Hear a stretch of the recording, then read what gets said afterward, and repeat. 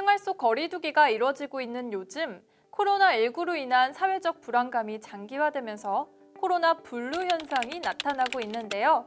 여기서 코로나 블루란 코로나19와 우울감을 합친 신조어로 코로나 확산으로 인한 일상생활의 변화로 생긴 우울감과 무기력증을 뜻합니다. 그럼 어떠한 증상이 있는지 살펴볼까요? 코로나 블루 의심 증상입니다.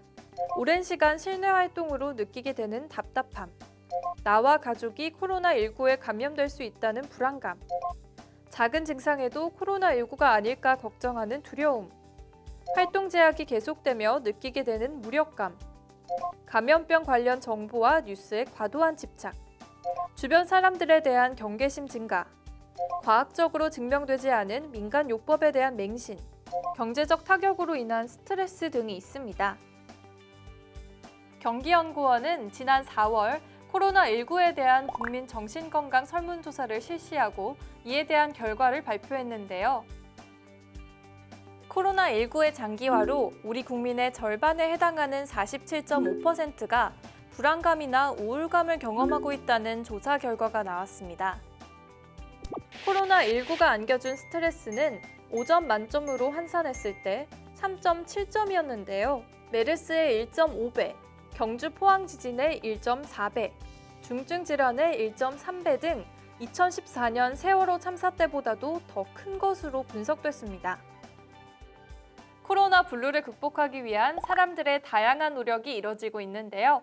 비디오 게임 즐기기, 온라인 취미 수업 수강, 배달 서비스 활용하기 등 집에서 머물기 위한 노력이 계속되고 있습니다.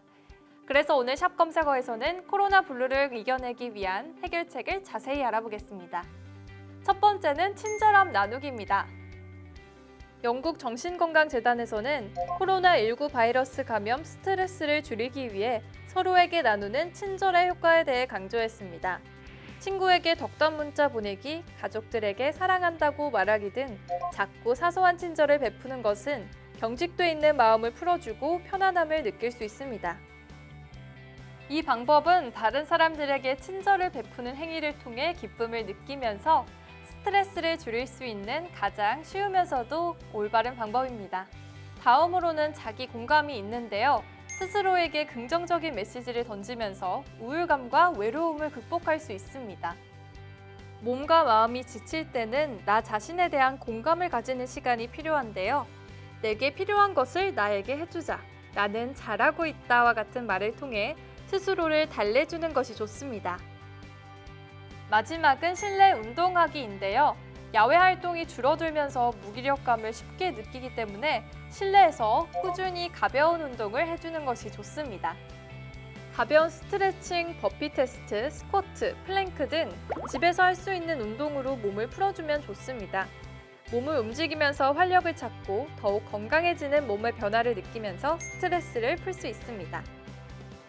그럼 오늘 함께 알아본 코로나 블루 대응법을 통해 지친 마음을 다독이고 코로나19를 이겨내봅시다. 코로나야 물러가라! 얍! 구독과 좋아요, 알림 설정까지 뿅뿅뿅!